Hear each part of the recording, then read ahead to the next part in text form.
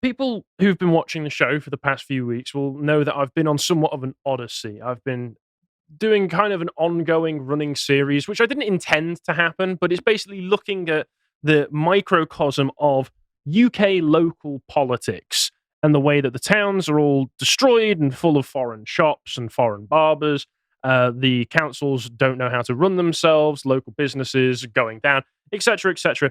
And this is the next step in that. And I'm going to try and avoid covering this subject quite as much in the future because honestly, it got to the point doing this one, I have thoroughly demoralized myself. And I know that's a great hook for the rest of this segment, but Stick around. but please, honestly, please stick around till the end because there is something that I've included in here that I posted about on Twitter yesterday, but it didn't get that much traction. And I've not really seen anybody covering this. And it is important to know how your tax money, if you live in the UK, is being used to screw you over in even more and inventive ways than you thought possible, than we've even covered in the past. So, sorry for the interruption. I'm Father Calvin Robinson, and you can watch my Common Sense Crusade at 3 p.m. on Thursdays only on lotuseaters.com, where you can sign up for as little as £5 per month. Deus Vult. First, I'll talk a little bit about some news that came out recently. So this one is from August 2023. I know that's not recent, but it'll be relevant in a moment. So in the UK, the councils, town hall budgets, as they list here, as they say here on this BBC headline, are actually actively going down the drain. They can't afford anything that they're supposed to be doing. And they say black hole in town hall budgets rises to £5 billion. Now, what they say in here is that the BBC did an investigation and it's prompting fears that some will not be able to provide basic services. The average council now faces a £33 million predicted deficit by 2025 to 26, a rise of 60% from 20 million 2 years ago. At least £467 million will be stripped from adult care services, which include elderly care homes, respite centres, and public and support services for people with disabilities. This year, councils are closing leisure centres, reducing care packages, and raising fees for services like waste collection and parking in order to break even. Now, not only will those, of course, impact the quality of life for the people living in those areas where they're taking away those services. If you've got parking that's going up in price, you're disincentivizing people to park in town. This is a empirical effect that always happens. Less people will visit if it's more expensive to visit, and local businesses will be impacted, which is relevant to what I covered last time. Councillor Sean Davis, who chairs the Local Government Association, said inflation, the introduction of the national living wage, energy costs, and increasing demand for services — I wonder where those increasing demands are coming from — were adding billions of extra costs just to keep services standing still. So literally everything there is a result of government policy. National living wage, government policy. Inflation, that's been part of government policy. Energy costs, that's been government policy, putting sanctions on Russia. Increased demand for services, obviously a result of mass immigration. Clearly, this is all the fault of the government, and it's actively meaning that local government can't function properly as well. Bradford Council... You are right to make that point, just as a moment, because I kind of get annoyed when, especially some people online, will think that everything that's wrong in their life needs to be solved by the state, and it's like, yeah, okay, but try not to interact with it if you can, to be honest. But when it comes to the UK, I mean, the structural problems are because of the infrastructure and the legal side, which is set up by UK Gov. And yeah, they failed on every front. Every imaginable metric is incompetently managed, is managed so poorly that this country is actively going down the toilet. And I'll carry on with this. Bradford Council said the authority was using reserves at an unprecedented level, while Leicester City Council said that it was going to run out during the next financial year. Several councils have called for financial support from the government, among them Slough, Croydon, Thurrock, Kensington, and Chelsea. The newly created Cumberland and Westmoreland and Furness councils will share around £393 million in government funding this year. So for that amount of councils, for 3 new councils, because I think that they changed it so they centralized some of them. So councils that were formerly made up of 3 distinct areas all got centralized in a local authority instead. So they're having to share those funds. Thurrock declared bankruptcy in December 2022 after a series of failed solar farm investments.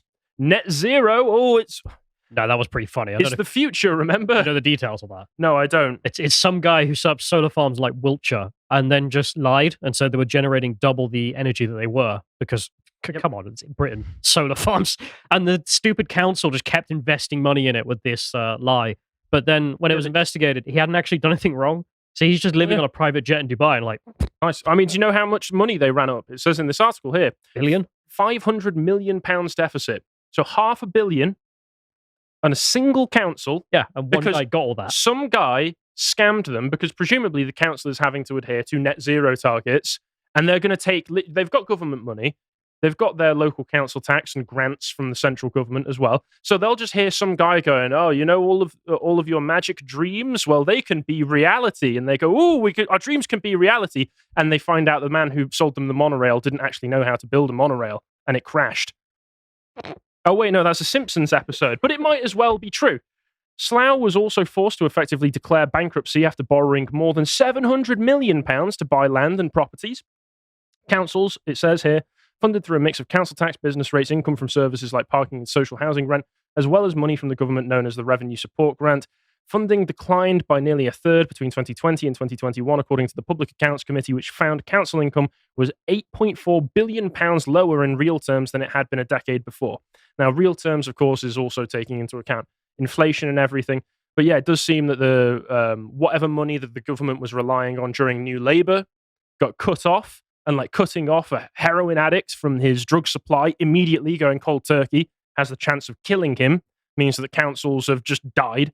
Despite high-profile failures, many councils have continued to take risks on commercial investments to increase their income. A Freedom of Information request by BBC found Somerset Council had bought more than £136 million worth of retail property since the start of the pandemic, including a B&Q in Ayr and a Wickes in Birmingham. That's going to generate all of that revenue that we're losing, boys, if we just get a Wickes and a B&Q. Brilliant. That's how we solve our problems. And for this, you may be... Stonks. Yeah. B&Q to the moon during a pandemic where shops are closed and people are forced to stay inside. Genius business planning. I know what you're thinking. For Americans, B&Q's a hardware shop. As is Wickes. Yeah. Yeah. So for this, you may be thinking, wow, those guys running your councils, they sure are smart.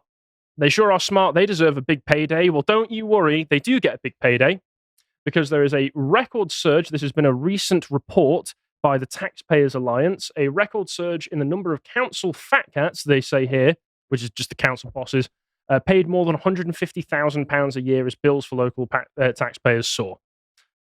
Yeah. There were among 3,106 town hall staff whose total remuneration topped £100,000 in 2022 to 23, the most since 2015. Figures cause anger among council taxpayers because their average council tax is going up by an average of 5.1%. So it says here £2,171 for a typical Band D property. So that's great. At the same time, many town halls are cutting back on their services, such as bin collections, pothole repairs, and libraries, blaming rising demand and a shortfall of cash. The highest total pay and pension packet across local government for 2022 to 23 was £651,158.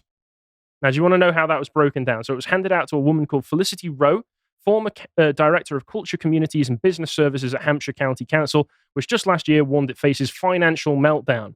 She was awarded a £120,000 salary, £121,000 compensation for loss of office, and £409,000 pension.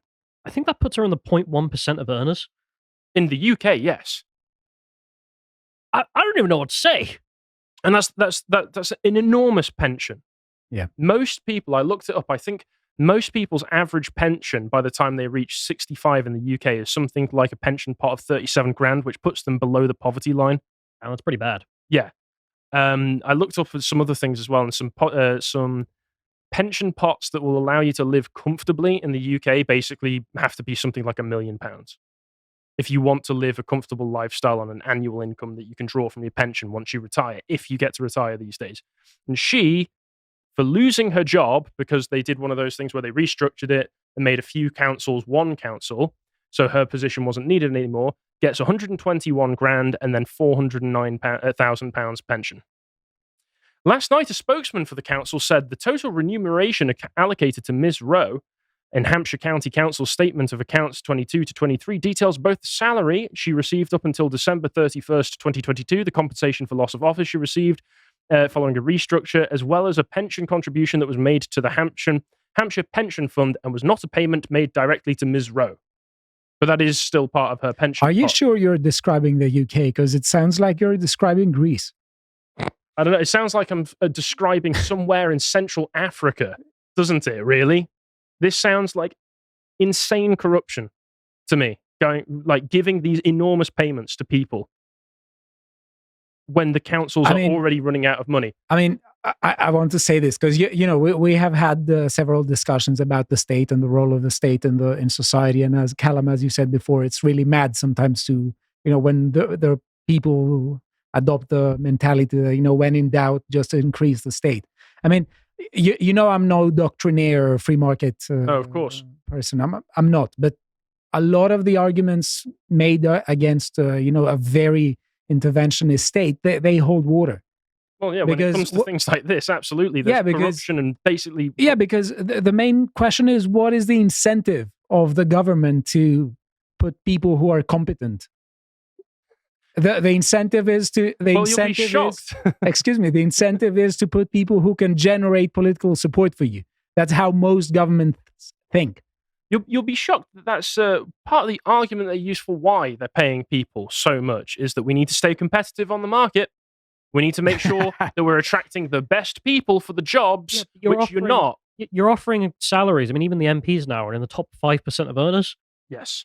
Some of these people as an annual salary are earning more than the cap for the Prime Minister. And they're saying, I run Thurrock Council. If we don't give these people enormous amounts of money and enormous pension buyouts from an almost bankrupt council, we won't be able to attract the best people, who we're not attracting anyway, because all of these councils are run terribly, don't respond to people's actual concerns in the local constituents, and result in your towns looking the way that I've described in recent segments. This is just corruption from top to bottom. If we did the Brazilian thing and elected a hippo and paid him £1 a year, I mean, we would have at least saved $100,000. Yeah. So I'll carry on. So the guy, the spokesperson for Hampshire County Council, continues, this pension contribution recognizes that when an employee is made redundant in certain circumstances, there is an entitlement for an early release of pension. Ms. Rowe's post was deleted as part of the restructure. But of course, I think they include a picture of her. Here she is. She doesn't look like she's past retirement age to me. So, she's got $120,000 to live on for a year while she looks for another job. You can just get another job. $51,000 in a year. Yeah. He's going to get taxed a bugger, but still. Still, though. I mean, come on. The second highest remuneration, £586,134, went to John Metcalfe, who spent only a year as chief executive of Cumbria County Council before it was abolished. He got $16,000 for loss of office on top of his £170,000 salary. That's more than the Prime Minister gets. And £399,000 pension. Again, you're just throwing out $400,000 pensions to these people. And this guy only worked a year. Non-taxable, isn't it? Yeah, I think you're right. That's the reason. Yeah, I wonder. There's more examples here, but I'll just go to the end here because I want to get to the more important stuff. So, a woman for the Local Government Association, the national representative body for councils, said councils are large, complex organizations with sizable budgets. It's important that the right people with the right skills and experience are retained to deliver this important work. Senior pay is always decided by democratically elected councillors in an open and transparent way. There you go. There's the democratically elected councillors saying, should we pay ourselves more? All in favour, say aye. Everyone puts their hand up and says aye. I love democracy. It's beautiful. And of course, they point out in this article, in 2023, Nottingham, Birmingham and Woking councils all faced bankruptcy. Croydon, for the third time, and Thurrock went bankrupt in 2022. Half of councils are warning of effective bankruptcy within 5 years without reform. That's half. Half of all of our councils are mismanaging money and not receiving enough money to the extent where they will go out of business potentially whilst paying themselves backhands of $400,000 at a time. If you want access to this information, you can go to the Taxpayer Alliance website. where you can find documents like this. It's very simple what they did. They just went through all of the details, because the councils, they publish the amount of money they're all getting. But of course, local authorities failed to file their annual statements of accounts for 2022 to 23 by 27th of March 2024. That's 6 months late than when you're supposed to do it. 59 councils did that. And guess which one's included there? Wiltshire Council don't want you knowing how much they earn. Well, we've got that solar farm to worry about. Oh, yeah, of course. The monorail will run on time. Of course we do. So, of course, 59 councils not submitting their the amount they're being paid means that the figures that are being given here, there might be people earning even more. There might be even more blatant corruption going on. But in doing this research, I was also looking across, the different ways that councils waste money, the way that there's so many. I was looking into my own old council, Cheshire East, which governs Crewe, where I'm from. I was looking into all of the different ways that they waste money, and like NPR, so many of them are just wasting so much time doing equality, diversity, inclusion stuff. They have to stick with the Equality Act, so every single decision that they make has to have an equality impact assessment to it, and it just balloons everything. There are different groups, support groups, that people of different backgrounds are given constantly.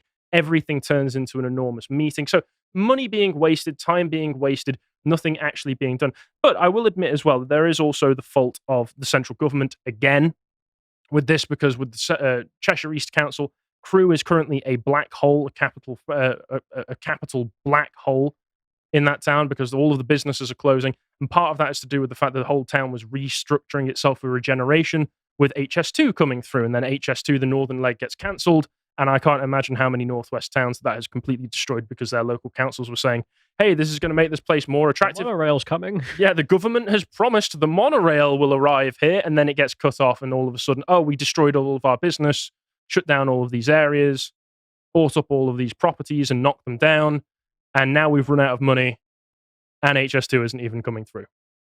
Fantastic. But yeah, as part of this, I came across this. Fresh £450 million funding round opens for council refugee housing scheme with focus on new builds. Now, let me read you a bit of this, because I couldn't believe it when I started off. And I thought, oh, this is what, some website called Housing Today? Housing Today? This can't be some random, this must be some random website. But no, this is true. I found the government webpage talking about this, but we'll get into more details. So the DLUHC, that's the Department of Levelling Up, wants half of properties delivered through the Local Authority Housing Fund Round 3 to be new homes. So Tom Harwood has his wet dream here. He gets build more houses and infinity migrants in the same policy. Details of how councils can access a £450 million funding pot to provide homes for refugees have been published by the Department for Levelling Up Housing and Communities. Guidance published yesterday, that's on the 7th of March this year, states councils have until 28th March to tell the government how they intend to use their indicative funding allocation under the scheme, while those not receiving an allocation can express their interest in using unclaimed funds. DLUHC wants councils to ensure half of the homes they provide through the scheme are new builds, as opposed to existing properties bought, in order to provide 2,400 new homes. Now, these are all for either homeless people or refugees under the Afghan resettlement scheme. So not homeless people. So not homeless people, because technically, if you import a load of refugees over to this country, until you give them housing, they're all technically homeless. So they just get free housing straight away that has been purpose-built for them. While we're in the middle of a housing crisis. Local authorities that commit to using the funding to deliver new homes as opposed to acquiring existing homes will receive an additional 10% uplift in the grant provided. Homes England will also provide targeted support to councils with limited housing development experience and network. So you will be getting this money so that you can take it to developers and get help from Homes England, once again, to build new homes specifically for refugees. As of the end of March last year, 8,799 Afghan refugees were living in temporary accommodation. In February last year, local government association data indicated that councils have helped 163,500 Ukrainians settle in the UK. Ukrainians, you can make more of an argument for, as we have done in the past, including 47,800 arrivals via the Ukraine Family Scheme. But this is not for those people. This is specifically, as we will find out as I go through the webpage in a moment, for Afghans. So here it is. 7th March 2024, guidance, Local Authority Housing Fund, Round 3 prospectus and guidance. And I'll read through some of the more important passages here. So they justify it in the introduction, saying, to date, approximately 24,600 people affected by the situation in Afghanistan have been brought to safety through UK resettlement and relocation schemes. This includes British nationals and their families, Afghans who loyally serve the UK, and others identified as particularly at risk. And listen to this.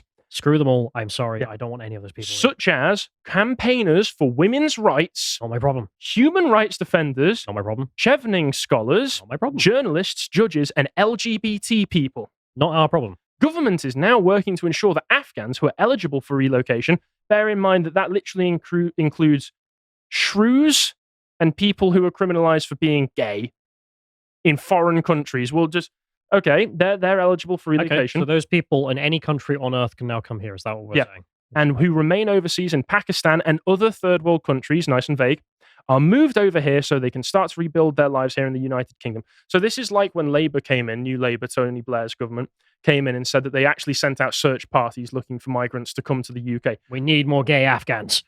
Please. This is literally saying that if you are just a insane progressive in a third world country, you are eligible to come over here and get housing made for you. Or if you just lie and say you are. Yep. LAHF Round 3 will also maximize the potential for local authorities to bring forward new housing in local areas with delivery over 2 years, unlocking this potential. I love that government bureaucrat speech. Unlocking this potential. Like, you just see a big field and go, what if we just put 1,000 Afghans there? Now it's unlocked its potential. Just you picture skyscrapers suddenly getting built. Yeah, and then becoming slums. We are aiming for 50% of all properties delivered through this to be new homes. We encourage local authorities to work with developers, convert non-residential properties, and start new developments with the funding to achieve this objective. The objectives of this are to reduce local housing pressures. That's what this will do. All those new housings that we need to build constantly. What's the target? Something like 150,000, 250,000 houses per year, which we can't meet already. And the increased population of legal people, legal migrants coming into the country being absurd, causing massive housing pressures. No, we also need to be building new homes specifically for Afghans and gay Arabs to come over here who just say, oh yeah, I'm a gay Arab, I'm in danger, let me in please. And the government says, okay, here's your brand new 4-bedroom house. Fantastic. And there's a whole industry of asylum granting licenses for asylum that they forge all these stories. So, yes. So housing delivered as part of this could include, but it's not limited to, expanding existing local authority delivery programs or those of local housing association partners, increasing the number of affordable housing units and house builder-led schemes due to be completed in 2024 to 25 or 26, bringing empty, dilapidated properties, both residential and commercial units, back into use, including properties owned by a local authority or housing association. So when you hear about councils buying up loads of property, this might be what they're using it for. If you've got a building down your road that hasn't been used for anything, watch out. Your local council might have bought that so that they can renovate it into housing for foreigners. That'll be fun. Remodeling defunct specialist accommodation, including sheltered accommodation, flipping forthcoming shared ownership completions into housing, providing modular housing as part of wider efforts to use MMC to support local temporary accommodation pressures, commissioning new supply that can be delivered in the next few years from developers, or purchasing existing properties on the open market. Is this what we as a country, we as a people, think that 450 million taxpayer pounds should be used for? Especially when we see the state of our local towns and see the state of homelessness in our larger cities of English people. Is this what we should be spending our money on? Or is this an insane betrayal by people who have no care for the people that they are supposed to be governing and want to import people into your neighborhood? If you are in a town right now that is protected from this kind of encroachment into your demographics, if you are living in a town that is still mostly British, this could be used as a backdoor way to literally take the nice field that your house is adjacent to and build over it and put foreigners there. We need it for new build homes. Trust me, these new build homes will help with the housing crisis, and then we just put Afghans in there. Yeah. This is amazing. So the type of homes, they say, local authorities should consider the needs of the ACRS cohort when determining the size, type, and location of properties to acquire. These homes are intended to meet local and wider domestic ACRS needs and need from future ACRS, that's the Afghan resettling scheme, arrivals. Local authorities will be provided with an allocation for both medium-sized family homes, 2 and 3 beds, which we expect to be the majority of demand for this cohort, as well as a smaller volume of 4-plus bed, larger family homes, here referred to as large resettlement units. Also, maybe a few 1-bedroom places, but yeah. They say at the bottom here as well, we recognize that the grant will not meet all acquisition/delivery costs, and so we expect that the council or its partners will provide the remainder of the funding required. So we're not actually even giving you the right amount of money that you need to do all of this, but we still expect you to do it. So all of those councils that are already on the verge of bankruptcy can bankrupt themselves doing this. We're a failed state, honestly. Honestly, can you see why I was so demoralized finding this out? And this is already going in place. This is already happening right now. Peterborough Council is already doing this. They've bought 15 new homes for refugees by the end of March. Properties will be added to the 25 homes bought by Peterborough Council last year as part of the refugee resettlement scheme. The scheme has been funded by the Department for Levelling Up, Local Authority Housing Fund. And I checked, and the average house prices in Peterborough were around £252,000. Fantastic. Council will also use some of the money from the fund to refurbish the properties it's bought. So they get it nicely refurbished as well. And I think from that document, it's about £21,000 per refurbishment they're allocated. So that's a nice refurbishment if you know what you're doing with it. Or will the money maybe go into somebody's back pocket or be spent on cowboys? Or maybe there'll be people who have... Cowboy builders. Yeah. Sorry. or maybe some of these council members will be friends or related to some of the people expected to do the refurbishments. So it's a nice way of spreading that money again. Perhaps some people, they need their pensions filling up, that pension pot's, 300 grand, that's a bit light, don't you think? Let's pop a bit extra money in there. Honestly. The City Council said that support would be available for refugees that have been resettled in Peterborough under the national schemes, which nobody voted on, nobody asked for, nobody wanted, as the result of a war that nobody voted for, nobody asked for, nobody wanted, that we should never have been involved in. Brilliant. And just a reminder as well, also they say that, we'll also buy 25 1-bedroom homes for rough sleepers. But once again, all of these people, all of these refugees who come over here are technically homeless until we put them in homes anyway. So that doesn't matter. And just a reminder of the sorts of people that we are bringing over here. I just saw this right before we came on live. And this is from a guy who, a mutual of mine, Aylmer, posting this Sky News documentary where they talk about how the refugee system works in the UK. And let's just play this little clip, shall we? If I take it back to the beginning here. And if firms have the capacity and the funding to take appeals on, they will do so. Sometimes even an appeal can be appealed, and these court documents reveal some of those cases. Westernisation is one reason successfully argued. When people have been here so long, they say they can't go back. And this is the extraordinary case of another convicted sex offender who continues to act inappropriately towards women, but was allowed to stay in Britain because committing sexual acts in public in Afghanistan would put him at high risk of physical violence from mob mentality. Good. And if firms have the... There you go. This is the few things I actually quite like about the Islamic Emirate of Afghanistan. Yep. They know how to deal with, rapists and paedophiles. But those are the people we've been importing into the country, and we'll soon be building a new home near yours just to put them in. And remember, they're a sex offender, but if we sent them back to where they came from, they might actually be charged for it. Whereas we in the UK, we're now famous for not pressing criminal charges against sex offenders. So where are the sex offenders going to move to? Yeah, I wonder. So yeah, I hope you've got a more fun segment to end us out on, because honestly, keep sharp objects away from me right now. If you appreciated that episode from the podcast of the Lotus Eaters, you can go to lotuseaters.com to get access to all the premium content that's on the site, such as Lads Hour, this episode on conspiracy theories. If you'd like to find out what else is being put out, you can follow on Twitter at lotuseaters_com on Twitter. Thank you and goodbye.